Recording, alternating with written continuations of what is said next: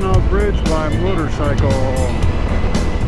If you haven't crossed the Mackinac Bridge before on a bike, I mean, it's an experience in and of itself. It's an experience of, I don't know, it's like going through a doorway or something. I've said this before, but it's, you're arriving somewhere new, and somewhere kind of special. Today we're going from the north to the south. Hey, how about 6th gear there? There we go. Yeah, we're going from the north to the south, back to the lower peninsula. I'm going home from a friend's house. But thought along the way it'd be nice just to share. I've crossed the bridge a number of times, and a number of you might have even additional or better advice on crossing the bridge. Today is a beautiful day. Absolutely beautiful. Today is an absolutely beautiful day to do it.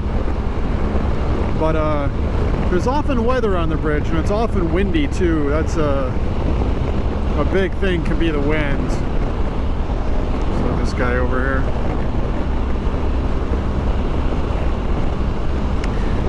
So here it is. We're gonna stop. We're gonna pay the toll, and I've got some notes here. And I'll just give you my advice from traveling across this bridge a number of times as a native Michigander.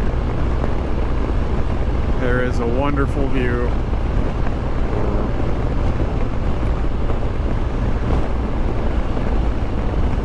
It's nice when you come around this corner and you just see it.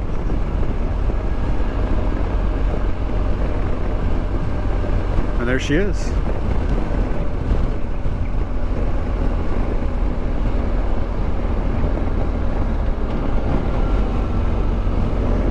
You can see the flag there, the decent breeze, as there usually is, but it's not full out, so it's not too bad here. I'm gonna get my credit card ready and pay the lady here. Hey, how are you? I'm good.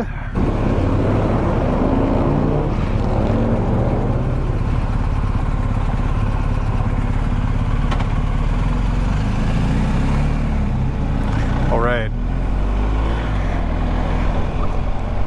First thing about the bridge that you'll notice, it is long. It's 5 miles long, and it takes a while to cross it.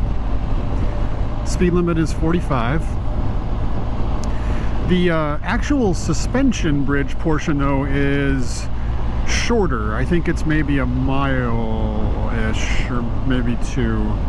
But much of it, the crossing is like this. This is sort of a land bridge, and then it connects to a pillared bridge, I guess, if you will. And then there's the actual suspension portion, which is the most critical portion, obviously, to cross the whole span. There were definitely a lot of different ideas when they made this bridge, but this is what they went with. I believe it opened in the 50s somewhere. But 5 miles long, you feel like you're approaching it forever, like I said. I mean, you see the giant pillars there, and I mean, just, you feel like they're just still getting closer, and they're still getting closer. As you get closer, though, especially on a bike, and you'll see it and you'll hear it, and I'll try to go over them. Don't want to move around too much. One thing though, when it's wet and when it's at all slick, you know, cold, of course be careful. But the expansion joints can be slippery, and just be aware of that on the bike. It's kind of like going over a tar strip or something like that on a hot day. You see the ones there, but the ones up on the bridge are much bigger, and they're much longer. They're probably like 6 feet, so maybe almost, you know, at least the length of the wheelbase of the motorcycle. So something to just be aware of. I've never had a problem with it. I took it up here the other day, yesterday in fact, and it was raining, and they were okay. You can just feel it a little bit. But something to consider and to know. Speed limit's 45. They keep it that way just because of all the wind. There's quite a bit of wind up here, and I can feel it a little bit, so they keep it slow. There are cops around, the state police are around, so just something to consider. And since we're gonna have to go ahead here, and past this gentleman who's going kind of slow, here's the other thing. The center, there's metal grating. So this is metal grating we're on now. It's kind of like on a motorcycle, it's kind of like being on gravel. It just moves you around. You could probably see just that it really moves you around. The other thing, it's a little bit unnerving. When you look down, you're looking right down to the water. These things are totally see-through. So it is just metal grating. We're going to kind of just easily come off of it. And I'm going to enjoy the pavement. But I think they do that for wind. So that's something to consider too. The wind can sometimes rip up through there too. But I think that's to protect. It's part of the engineering of the bridge, I do believe. But yeah, center lanes are graded. So just be aware of that. On a motorcycle, again, it's like you're on gravel or something like that. Almost more so than grading on, you know, like a graded highway or something like that, that kind of just, the tires wander a little bit. But speaking of state police, there they are. So they're around. I've never had an issue, but as long as you're just doing 45, you're good. There's the expansion joint. You can see those again. They're pretty big. But you'll see, you're just approaching the lower peninsula here. Off to the east is the Mackinac Island, which is over there. Mackinac, which apparently in, oh gosh, forgive me, I forget the native language, but it means something like turtle or sleeping turtle or something like that. I guess it kind of looks like a sleeping turtle from this distance. But you can see the ferries making their way. They got the rooster tail right there of the ferry going back to the lower peninsula from Mackinac Island. So it's neat. You kind of like going slow across the bridge because there's just a lot to take in, and it's so beautiful. It's so beautiful. But hopefully those tips kind of help. But if you get up this way, definitely go across the Mackinac Bridge.